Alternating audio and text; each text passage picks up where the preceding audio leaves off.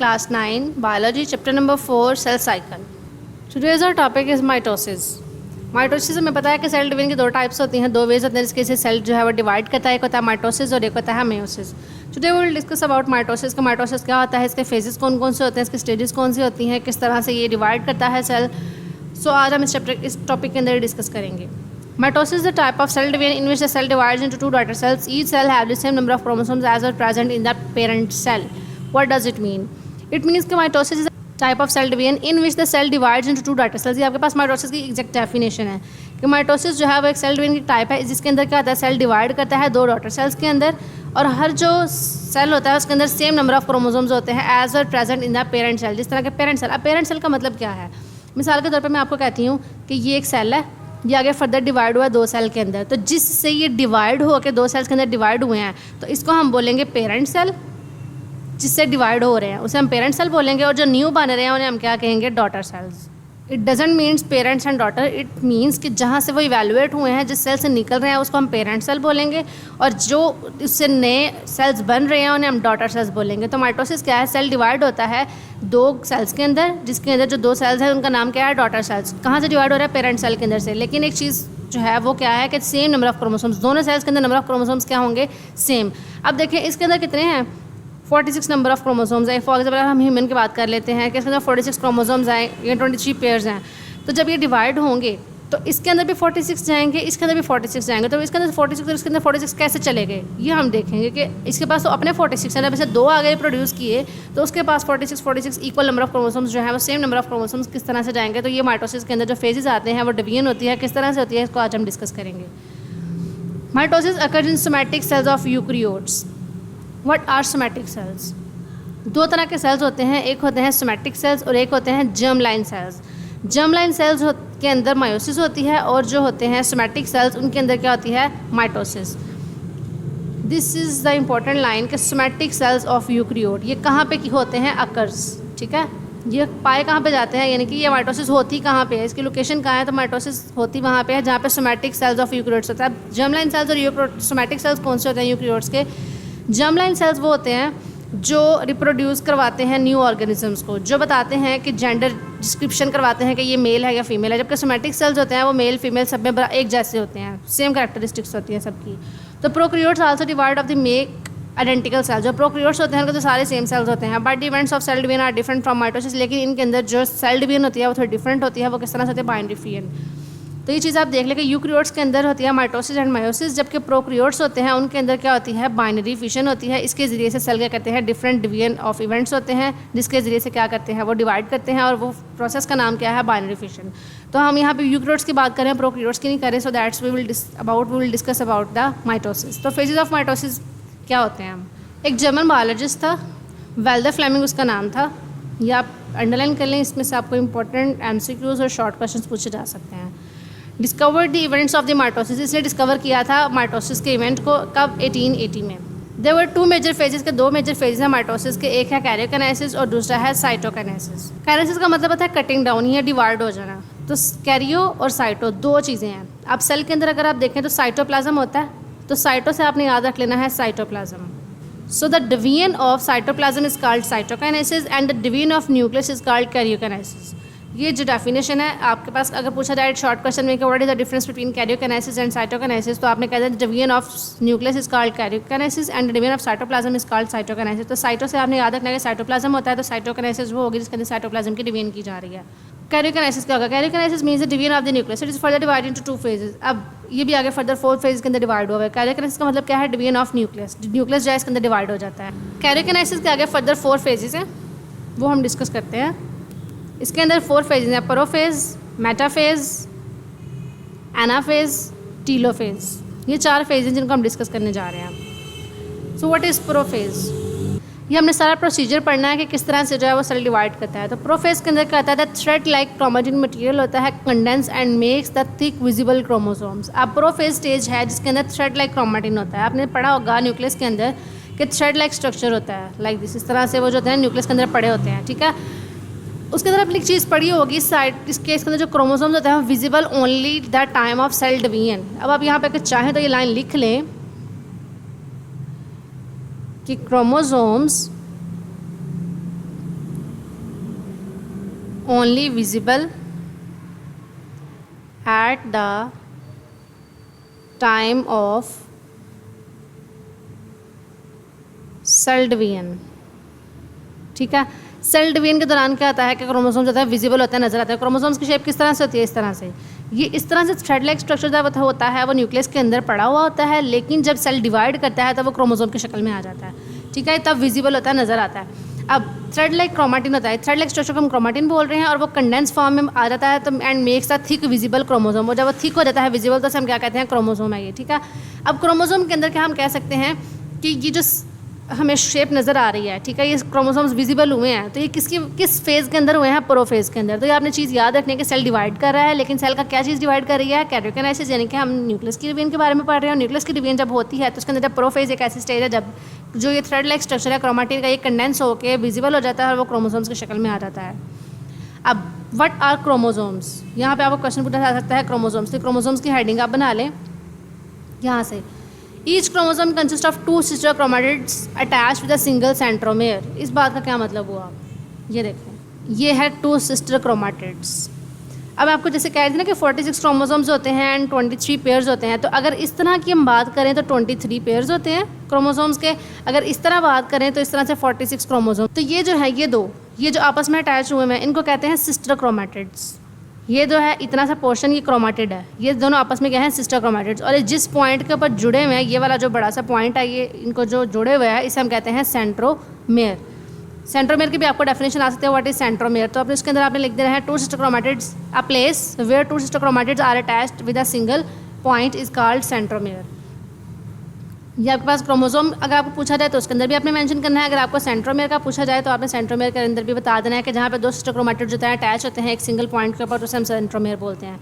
अब nuclear envelope and the nucleolus break down during the prophase. दूसरा काम क्या होता है? ये नंबर 1 चीज़ आ गई कि क्रोमेटिन जो है वो थ्रेड लाइक मटेरियल उसके अंदर शो होना शुरू हो जाता है। और दूसरी चीज़ ये है कि प्रोफेज के अंदर, इस फेज़ के अंदर होता क्या है? इस फेज़ के अंदर जो न्यूक्लियर इन्वेलप आपने पढ़ा हुआ है न्यूक्लियर ऑर्गेनेल के अंदर, न्यूक्लियस के अंदर, कि न्यूक्लियस के बाहर एक न्यूक्लियर इन्वेलप भी होता है और उसके अंदर एक न्यूक्लियोलस भी होता है। वो जो न्यूक्लियोलस होता है और न्यूक्लियर इन्वेलप होता है वो ब्रेक डाउन होना शुरू हो जाता है ड्यूरिंग प्रोफेज के अंदर, क्योंकि प्रोफेज के अंदर वो डिवाइड होना शुरू हो जाता है। सबसे पहले क्या हुआ कि इसके अंदर जो थ्रेड लाइक क्रोमेटिन मटेरियल था वो विजिबल हो गया क्रोमोसोम की शक्ल में। और क्रोमोसोम्स क्या होते हैं? इस तरह से इनकी शक्ल होती है, 2 सिस्टर क्रोमेटिड्स की फॉर्म में पाए जाते हैं, 23 पेयर्स होते हैं। अगर सिंगल करें तो 46 क्रोमोसोम्स होते हैं। और सेंट्रोमेयर जो होता है वो एक ऐसा पॉइंट होता है जो इनको आपस में क्या करता है? अटैच किया होता है, उसको हम सेंट्रोमेयर बोलते हैं। और दूसरा काम इसने क्या करना है? न्यूक्लियर इन्वेलप और न्यूक्लियोलस की ब्रेकडाउन करवानी है प्रोफेज के अंदर। अब centrosome of cell duplicates into 2। अब जो सेंट्रोसोम है इसने क्या करना? डुप्लीकेट होना शुरू हो जाता है। 2 centrosomes migrate to the opposite pole of the nucleus. अगर मैं आपको थोड़ी सी डायग्राम दिखाऊँ ना नीचे, तो ये देखें, ये क्रोमोसोम्स 2 सिस्टर क्रोमेटिड्स, 2 क्रोमेटिड्स, ये 2 क्रोमेटिड्स हैं। ठीक है, अगर मैं इसको सिंगल इस तरह से बताऊँ ना तो ये एक क्रोमेटिड है। ठीक है, तो ये जो है क्रोमोसोम, ये क्रोमेटिड ने क्या किया? ये देखें, ऑपोजिट पोल्स की तरफ चले गए। न्यूक्लियर की डिवीजन हो रही है, ये प्रोफेज स्टेज है। इसके अंदर क्या होगा? ये वाला और ये वाला, ये देखिए ऑपोजिट पोल्स की तरफ आ गए हैं। ठीक है, इन्होंने क्या करना है? ऑपोजिट पोल की तरफ चले जाना है। 2 पहले डुप्लीकेट हुए और फिर ऑपोजिट पोल की तरफ चले गए। तो ये क्या हो गया? सबसे पहले सेल ने क्या करना है? डुप्लीकेट हो जाना है इंटू 2 के अंदर, और फिर जो सेंट्रोसोम होगा migrate to the opposite pole of the nucleus, nucleus के बिल्कुल ऑपोजिट पोल की तरफ जो है वो जाना शुरू हो जाएगा। व्हेन दे माइग्रेटिंग, जब वो माइग्रेट हो रहे होंगे तो they make a network of microtubules called spindle fibres. अब ये देखें, ये जब माइग्रेट हो रहे हैं यहाँ से यहाँ पे, तो इन्होंने क्या कर दिया? एक स्पिंडल लाइक स्ट्रक्चर बना दिया। स्पिंडल कहते हैं धागे नुमा। ठीक है, ये स्पिंडल। अब जब यहाँ से वो यहाँ पे माइग्रेट किया है तो माइग्रेशन के दौरान उसने क्या कर दिया है? एक स्पिंडल फाइबर बना दिया है। तो ये भी स्पिंडल फाइबर, तो ये स्पिंडल फाइबर जो होता है ये भी एक थ्रेड लाइक स्ट्रक्चर होता है। So what are spindle fibres? तो आपने ये कह देना है कि जब सेंट्रोसोम जो है वो माइग्रेट करता है एक पोल से दूसरे पोल तक किसके? न्यूक्लियस के, तो वो माइक्रोट्यूब्यूल्स यानी कि प्रोटीन्स का एक स्ट्रक्चर बना देता है जिसे क्या कहते हैं? स्पिंडल फाइबर्स, यानी कि complete set of mitotic spindle. यानी कि अब स्पिंडल्स बनने, क्योंकि माइटोसिस के फेज के अंदर बनने, तो सब माइटोटिक स्पिंडल बोल देंगे। तो ये आपको शॉर्ट क्वेश्चन पूछा जा सकता है, व्हाट आर माइटोटिक स्पिंडल्स। लेकिन प्लांट सेल के अंदर क्या होता है? कोई सेंट्रोसोम नहीं होता है। The mitotic spindle is formed by the aggregation of the spindle fibres present in the cytoplasm. तो वो साइटोप्लाज्म के अंदर ही सारा रोल होगा, क्योंकि उसके अंदर कोई हमें पता ना कि अगर सेंट्रोसोम नहीं है तो वो स्पिंडल फाइबर कहाँ पे बन रहे हैं? Aggregation of the spindle fibres present in the cytoplasm. जो साइटोप्लाज्म के अंदर मटेरियल मौजूद है उसके अंदर ही वो सारा जो है वो जो है स्पिंडल फाइबर्स जो है बनना शुरू हो जाएंगे। तो ये तो आपको समझ आ गई कि प्रोफेज के अंदर क्या हुआ। पहला काम इसके अंदर क्या हुआ? क्रोमेटिन थ्रेड लाइक मटेरियल था वो बना, ठीक है, विजिबल हुआ। फिर उसके अंदर न्यूक्लियर इन्वेलप और न्यूक्लियोलस की ब्रेकडाउन हुई। और थर्ड वन क्या हुआ? सेंट्रोसोम की क्या हो गई? डुप्लीकेशन हो गई। डुप्लीकेशन हो गई 2 के अंदर, और उसने क्या कर दिया, माइग्रेट कर दिया opposite pole of the nucleus, उस तरफ चला गया। जब वो माइग्रेट करेगा तो माइग्रेट करने से जो अपने रास्ते में जाएगा तो वो स्पिंडल फाइबर्स बना देगा। Next one is metaphase. अब मेटाफेज के अंदर क्या होता है, during this phase some spindle fibre bind with chromosomes. कुछ स्पिंडल फाइबर्स होते हैं वो क्रोमोसोम्स के साथ अटैच हो जाते हैं। अब हमने पहले पीछे पढ़ा नहीं, कहानी की तरह चलेगा जस्ट लाइक। अब देखिए यहाँ पे क्या है, स्पिंडल फाइबर्स ने क्या किया, क्रोमोसोम्स के साथ आगे अटैच हो गए, बाइंड हो गए। ये अगर आपको मैं डायग्राम दिखाऊँ ना, ये नीचे आए ज़रा थोड़ा सा, तो ये मेटाफेज की डायग्राम है। ये देखें, ये क्रोमोसोम्स थे, अब स्पिंडल फाइबर्स, ये पहले क्या थे, न्यूक्लियस की न्यूक्लियर एनवेलप ब्रेक डाउन हुआ, न्यूक्लियर एनवेलप टूट गया। टूटने के बाद क्या हुआ, अब ये स्पिंडल फाइबर जो क्रोमोसोम्स आपस में इकट्ठे होना शुरू हो गए, क्योंकि न्यूक्लियर एनवेलप तो टूट गया ना। हमने देखा था कि न्यूक्लियस और न्यूक्लियर एनवेलप जो न्यूक्लियस उसमें डिवाइड कर देना है, टूट जाना है। टूटने से क्या हो गया, जब साइटोप्लाज्म के अंदर ये जो सेंट्रोसोम है ये मूव किया, तो मूव करने से क्या हो गया, स्पिंडल फाइबर्स बने। अब स्पिंडल फाइबर्स ने जाके क्या करना है, ये जो क्रोमोसोम्स थे, ये जो वॉल है ये टूट गई, टूटने के साथ ही क्या हो गया, इसके साथ जाके अटैच होना शुरू हो गया। यहाँ पे ये देखें, अटैच हो जाएंगे। They attach at a point of the centromere where special kinetochore proteins are present. यानी कि यहाँ पे स्पेशल किस्म की प्रोटीन्स होते हैं जिनका नाम क्या है, कैनेटोकोर। कैनेटोकोर किस्म की प्रोटीन्स होती हैं, मौजूद होती हैं, उनके साथ जाके अटैच हो जाएंगे। 2 spindle fibres form both sides bind 1 chromosome. यानी कि जो 2 स्पिंडल है ना आपस में, ये देखें, ये अगर आपको थोड़ा सा नज़र आए तो ये देखें, यहाँ पे क्या हुआ कि ये जो 2 स्पिंडल फाइबर्स है, 1, ये देखें 1 एंड दिस 2, ये दोनों ने क्या कर लिया, जाके इसको अटैच कर लिया एक क्रोमोसोम को।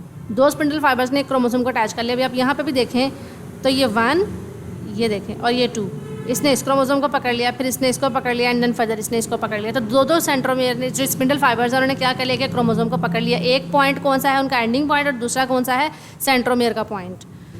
तो यहाँ पे क्या होगा, बोथ साइड्स अब the chromosomes attach with the spindle fibres arrange themselves along the equator of the cell. अब इक्वेटर इसे कहते हैं इस पोजीशन को। उन्होंने क्या कर लिया, आपस में इक्वेटर के जरिए से एक दूसरे को क्या कर लिया, अरेंज कर लिया। अरेंजमेंट से क्या होगा, इस जो अरेंजमेंट हुई है एट द पोल, यानी कि जो इसके इक्वेटर के ऊपर जो हुई है सारी अरेंजमेंट, उस प्लेट को हम क्या कहेंगे, metaphase plate. This is very important short question, what is metaphase plate. तो ये एक इंपॉर्टेंट शॉर्ट क्वेश्चन है कि मेटाफेज प्लेट जो है वो क्या होती है। तो मेटाफेज प्लेट की आपको डेफिनेशन लिखनी है कि जब ये वाला पूरा लिख दें जाए पैराग्राफ, लेकिन अगर आपको डेफिनेशन आए तो आपने यहाँ से ये लिख देनी है कि जो क्रोमोसोम्स होते हैं जब अटैच होते हैं स्पिंडल फाइबर के साथ, arrange them cells along with the equator of the cell, in this way the plate term formed, एक प्लेट बनती है जिसका नाम क्या है, मेटाफेज प्लेट। अगर आप चाहें तो आप इसको यहाँ से कर लें कि जब 2 स्पिंडल फाइबर्स होते हैं बनते हैं बोथ साइड, तो वो आपस में क्रोमोसोम के साथ अटैच हो जाते हैं। जब वो क्रोमोसोम के साथ अटैच होते हैं तो वो एक स्पिंडल फाइबर्स होते हैं आपस में अरेंज कर लेते हैं एक दूसरे को इक्वेटर के ऊपर, सेल के इक्वेटर के ऊपर। जब वो अरेंज होंगे तो उनसे एक प्लेट फॉर्म बनेगी, यानी कि एक प्लेट बनेगी जिसका नाम क्या है, मेटाफेज। तो ये होगा हमारा मेटाफेज फेज। इसके अंदर क्या होता है, इसके अंदर क्या होगा कि क्रोमोसोम्स ने क्या कर लिया, खुद को इक्वेटर के ऊपर अरेंज कर लिया। नेक्स्ट है एनाफेज। एनाफेज के अंदर क्या होता है, anaphase fibres attach with the chromosomes. के अंदर स्पिंडल फाइबर्स क्या होते हैं, आप उसके साथ अटैच हो जाएंगे, किसके साथ, क्रोमोसोम्स के साथ, पुल टुवर्ड्स द पोल्स। अब उन्होंने क्या करना है, spindle fibres attach with the chromosomes, ऐसे क्रोमोसोम जो स्पिंडल फाइबर के साथ अटैच हैं उन्होंने पोल्स की तरफ खींचना शुरू कर देना है। पोल्स कौन से होते हैं, जैसे मैं आपको बताऊँ ना, आपने अगर सुना हो, ये फॉर एग्जाम्पल एक अर्थ है, मिसाल के तौर पर, ये क्या है, north pole, south pole, east and west, for example ये पोल है। अब ये जो एक पॉइंट होता है ना, ये वाला, इसे हम पोल बोलते हैं। सुना होगा आपने नॉर्थ पोल, साउथ पोल। तो ये वेस्ट और ईस्ट आपस में एक दूसरे के अपोजिट है, साउथ और नॉर्थ जो है वो एक दूसरे के क्या है, अपोजिट हैं। तो same as it is cell भी तो इसी शेप का होता है ना ऑलमोस्ट। तो अगर मैं आपको थोड़ा सा यहाँ पे दिखाऊँ तो ये देखें, ये क्या थे, पूरे पूरे क्रोमोसोम्स थे इस शक्ल में, ऐसे ही है। इनको ऐसे जो स्पिंडल फाइबर्स ने क्या हुआ था, पकड़ा हुआ था, ये देखें यहाँ पे ऐसे ही है। अब इधर एनाफेज के अंदर क्या होना, उन्होंने कहना एना में, जब एना से आप याद रख लें आना, यानी कि आओ, आओ से क्या होगा, वो आपस में एक दूसरे की तरफ ले जाएंगे। ये देखिए यहाँ से अब डिवीजन स्टार्ट होनी है। अब होगा क्या, ये जो पूरे पूरे क्रोमोसोम्स ऐसे इकट्ठे थे ना, ये लैदा हो जाएंगे। अब आप देख रहे होंगे कि ये शेप कौन सी आ गई, ये शेप कोई उल्टी नहीं है, ये शेप ऐसे ही है, ये शेप है, अलहदा हो गए। ये जो 2 इकट्ठे सिस्टर क्रोमेटिड्स थे ना, ये लैदा हो गए। क्यों, क्योंकि इन पोल्स ने क्या कर लिया, उनको खींचना शुरू कर दिया। जब इनको खींचना शुरू किया तो ये क्या होंगे, ये जो शेप है ना, ये देखें यहाँ से इसको खींच रहा है, यहाँ से क्या कर रहा है, स्पिंडल फाइबर उसको खींच रहा है। जब यहाँ से खींचेगा तो उसकी शेप तो चेंज हो जाएगी ना, तो वो इस शक्ल में आ जाएगा, क्योंकि यहाँ से जब उसको खींच रहा है तो क्या होगी, उसकी शेप चेंज हो गई। तो ये इसकी शेप है, ये बिल्कुल ऐसे सीधा क्रोमोसोम है जिसकी शेप आपको इस तरह से नजर आ रही है। जब इसने इसको यहाँ से पुल किया, इसके सेंट्रोमेयर से, ये सेंट्रोमेयर है ना इसका, यहाँ से पुल किया तो उसकी शेप क्या हो गई, इस तरह से हो गई। अब सारे क्रोमोसोम्स के ऊपर आप देखेंगे यहाँ सेंट्रोमेयर से एक एक स्पिंडल फाइबर ने इसको पकड़ा हुआ है, एक एक, पहले 2 थे फिर एक एक हो गई, एक स्पिंडल फाइबर ने इसको क्या किया हुआ है, पकड़ा हुआ है। So due to this pulling, इस पुलिंग की वजह से क्रोमोसोम सिस्टर क्रोमेटिड सेपरेट हो जाएंगे। In this way there are 2 similar sets of chromatids, तो सेपरेट सेट्स बनेंगे क्रोमेटिड्स के जो कहाँ पे बने हैं, towards the poles of the cell, जो सेल के पोल्स की तरफ जा रहे हैं। नेक्स्ट है हमारे पास टीलोफेज। टीलोफेज के अंदर कहते हैं nuclear envelope forms around the set of the separated chromosomes and nucleolus reforms. अब जो न्यूक्लियोलस शुरू में टूटा था, ये देखें, ये जो शुरू में यहाँ से टूटा था ना, ये जो शक्ल आपको नजर आ रही है न्यूक्लियर एनवेलप, अब वो दोबारा से बनना शुरू हो गया। अब जब वो लदा हो गया तो उन्होंने क्या किया, ये हाफ हो गया, ये देखें हाफ होने से क्या हुआ, ये आपस में लदा हो गए, ये आपस में लदा हो गए, ठीक है। ये टीलोफेज के अंदर क्या हुआ, उन्होंने आपस में क्या कर लिया, सेपरेशन कर लिया। जब सेपरेशन हो गई तो उन्होंने आपस में डुप्लीकेट किया, फिर सारा क्या हो गया, अब डिवीजन हो गई। अब डिवीजन होकर वो दोबारा से नए सेल के अंदर कन्वर्ट हो गया, ये एक सेल और एक ये सेल। अब दोबारा से वो सारा शक्ल किसकी आ जाएगी, ये देखें स्पिंडल फाइबर की, यानी कि थ्रेड लाइक स्ट्रक्चर क्रोमेटिन की फॉर्म में सारा आ गया।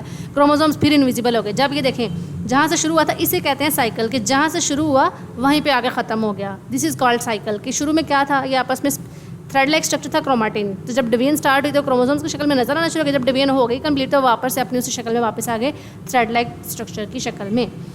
ये देखें both are the sets chromosomes unfold back into the chromatin, और फिर दोनों जो सेट्स होंगे क्रोमोसोम्स के वो क्या हो जाएंगे, क्रोमेटिन के फॉर्म में दोबारा से बैक हो जाएंगे। इसके अंदर क्या होगा, न्यूक्लियर एनवेलप दोबारा से बनेगा और क्या करेगा, सेपरेट कर देगा दोनों सेल्स को, और दोनों सेल्स जब आपस में सेपरेट हो जाएंगे तो न्यूक्लियस क्या हो गया, डिवाइड हो गया, यानी कि न्यूक्लियस जो है वो बन गया। तो ये डायग्राम जो है इंपॉर्टेंट, अगर आपको समझ आ गई हो तो जस्ट लाइक अ स्टोरी है कि सबसे पहले क्या हुआ, आपको थोड़ा सा अगर समरी दूँ ना इसकी, तो सबसे पहले क्या हुआ है कि यहाँ से स्ट्रक्चर था न्यूक्लियस और साइटोप्लाज्म। यहाँ से क्या हुआ कि जी ये हमारे पास सेंट्रोसोम था, ये इसके अंदर छोटा सा मटेरियल जो कि इंटरफेस से स्टार्ट हुआ, हमने पढ़ा हुआ है ना उसके अंदर S phase, G1 phase, G0 phase, G2 phase वगैरह वगैरह। तो इंटरफेस के बाद क्या आता है, माइटोटिक फेज। यहाँ से माइटोटिक फेज शुरू हो रहा है। इसने क्या किया कि जी सेल को सबसे पहले क्या हुआ कि जो सेंट्रोसोम है जब उसने पोजीशन चेंज किया, तो पोजीशन चेंज करने की वजह से क्या हो गया, वो स्पिंडल जो है वो बन गए। स्पिंडल्स ने क्या किया, एक क्रोमोसोम को पकड़ लिया, फिर उसको एक अरेंज कर लिया एक प्लेट के अंदर, एक इक्वेटर के ऊपर, उसको हमने क्या नाम देते हैं, मेटाफेज प्लेट का। फिर जब उन्होंने अपोजिट पोल्स ने एक दूसरे की तरफ खींचना शुरू किया तो उससे एनाफेज के अंदर क्या हो गया, दोनों सेपरेट हो गए। सेपरेट होने के बाद उन्होंने आपस में दोबारा से टीलोफेज के अंदर क्या हो गए, डिवीजन हो गई। डिवीजन होने के बाद दोबारा से थ्रेड लाइक स्ट्रक्चर के अंदर आ गए, तो उसका जो है ना वापस उसी शक्ल में वो आ जाता है, तो इसे कहते हैं माइटोटिक फेज। ये तो न्यूक्लियर हो गया divide. Now will discuss about the division of cytoplasm, के साइटोप्लाज्म कैसे डिवाइड होगा। So here is the definition of cytoplasm, it is a division of cytoplasm. ये डेफिनेशन है साइटोकाइनेसिस की, कि साइटोकाइनेसिस क्या होता है, it is the division of cytoplasm. ये साइटोप्लाज्म जब डिवाइड होता है तो उसे हम साइटोकाइनेसिस कहते हैं। In animal cell a furrow develops, a furrow मतलब कि एक जाल है, ठीक है, बनता है, develops in the cell membrane at the equator, यानी कि इक्वेटर पे यहाँ से बनना शुरू होगा, इक्वेटर से बनना शुरू होगा। सेल कहाँ पे, सेल मेम्ब्रेन के ऊपर, एनिमल्स के अंदर सेल मेम्ब्रेन के ऊपर, यानी कि इक्वेटर के ऊपर वो जाल बनना शुरू होगा। At this for the cytoplasm a ring of microfilaments, तो वो एक माइक्रोफिलामेंट्स ट्यूब्स आपने पढ़ी होंगी, प्रोटीन्स होती हैं माइक्रोफिलामेंट्स, माइक्रोट्यूब्यूल्स स्ट्रक्चर आपने पढ़ा हुआ ना उसके साइटोस्केलेटन के अंदर, तो उसके अंदर माइक्रोफिलामेंट्स होते हैं, तो वो एक रिंग बना देगा साइड माइक्रोफिलामेंट्स की। द रिंग कॉन्ट्रैक्ट, जब वो रिंग कॉन्ट्रैक्ट करेगी आपस में, यानी कि कॉन्ट्रैक्शन और रिलैक्सेशन, जब हम मसल्स की बात करते हैं तो वो कॉन्ट्रैक्ट करते हैं, रिलैक्स होते हैं, वो एक दूसरे की तरफ आएंगे, मूव्स इनवर्ड, तो the parent cell pinched into two. अब ये देखें आपको समझ आएगी इस बात की, ये सेल मेम्ब्रेन थी, ये न्यूक्लियस है, ठीक है, ये सेल मेम्ब्रेन है। इसने क्या किया, यहाँ से माइक्रोफिलामेंट्स जो है वो आपस में पिंच होना शुरू है। जब पिंच होते होते ये देखें आपस में पास होते जाएंगे, ये पास और मजीद आए, पहले दूर थे, फिर आपस में पिंच होकर क्या हो गया, रिंग बना ली ना उन्होंने, तो वो पास होते होते आपस में क्या हो जाएंगे, दो डॉटर सेल्स के अंदर डिवाइड हो जाएंगे। तो ये क्या है, रिंग ऑफ माइक्रोफिलामेंट्स, यहाँ पे ये दोनों के डॉटर्स के अंदर डिवाइड हो गए। अब प्लांट सेल के अंदर क्या होता है, गोल्जी अपरेटस। अब ये तो बात होगी एनिमल सेल की, यहाँ पे आप लिख लें animal cell and this is about plant cell, ठीक है। अब सेकंड पैराग्राफ में हम बात करेंगे प्लांट सेल की। फर्स्ट पैराग्राफ के अंदर हमने एनिमल सेल की बात की थी कि एनिमल के अंदर किस तरह से डिवीजन होती है। Now will discuss about the plant cell, कि प्लांट सेल के अंदर किस तरह से होती है। तो गोल्जी अपरेटस में एक वेजिकल्स, आपने गोल्जी अपरेटस अगर पढ़ा हो तो उसके अंदर वेजिकल्स बनते हैं। तो ये जो वेजिकल्स होते हैं मूव टू द मिडल, ये मिड में आते हैं और फ्यूज हो रहते हैं, तो फार्मा प्लेट, एक प्लेट बनाने के लिए हम क्या कहते हैं, फ्रैग्मोप्लास्ट। फ्रैग्मोप्लास्ट इज आल्सो इंपॉर्टेंट डेफिनेशन, ये भी आपको पूछी जाती है कि फ्रैग्मोप्लास्ट क्या होती है। तो ये आपने लिख देना है कि जब प्लांट सेल जो होता है उसकी साइटोप्लाज्म डिवाइड होती है, गोल्जी अपरेटस एक वेजिकल्स बनाता है, जब ये वेजिकल्स क्या कहते हैं एक दूसरे के मिड में आते हैं तो वो जुड़ जाते हैं, फ्यूज हो जाते हैं, उनके फ्यूज होने से एक प्लेट बनती है जिसको हम क्या कहते हैं, फ्रैग्मोप्लास्ट, इनके फ्रैगमेंट्स बन गए। तो दी प्लेट ग्रोज आउटवर्ड, अब वो प्लेट जो बाहर की तरफ ग्रो करना शुरू कर देगी and fuse with the cell membrane, cell membrane के साथ जाकर मिल जाएगी। इसके नतीजे में जो नए जो हैं वो दो डॉटर सेल्स जो हैं वो बन जाते हैं। ये देखें यहाँ से सेंटर में क्या हुआ, गोल्जी अपरेटस ने क्या किया, वेजिकल्स बनाना शुरू कर दिए। वेजिकल्स क्या आते हैं, आपस में एक फुरो बना लेंगे, सेंटर में एक फ्रैग्मोप्लास्ट, ये जो बनी है एक प्लेट। अब ये जब आपस में ये फ्रैग्मोप्लास्ट फ्यूज़ कर जाएंगे, जब वो मिल जाएंगे तो ये देखें आप देख रहे हैं कि सेंटर में क्या आ गए, डिवाइड हो गए, इनके दरमियान एक मेम्ब्रेन आ गई। जब मेम्ब्रेन आएगी तो इससे दो डॉटर सेल्स जो हैं वो आपस में डिवाइड हो जाएंगे। तो ये था हमारा आज का टॉपिक। होप सो आपको समझ आ गया होगा। इसमें सिर्फ आपने ये माइटोटिक फेज़ जो है वो आपको ये सारे शॉर्ट क्वेश्चन भी पूछे जा सकते हैं और लॉन्ग क्वेश्चन भी पूछे जा सकते हैं। इसमें से very very important short question, long question, MCQs आते हैं। आपने सिर्फ ये याद रखना है कि किस फेज़ के अंदर क्या हो रहा है। तो ये था आज का हमारा topic mitotic phases. Hope so आपको समझ आ गया होगा। अल्लाह हाफिज़।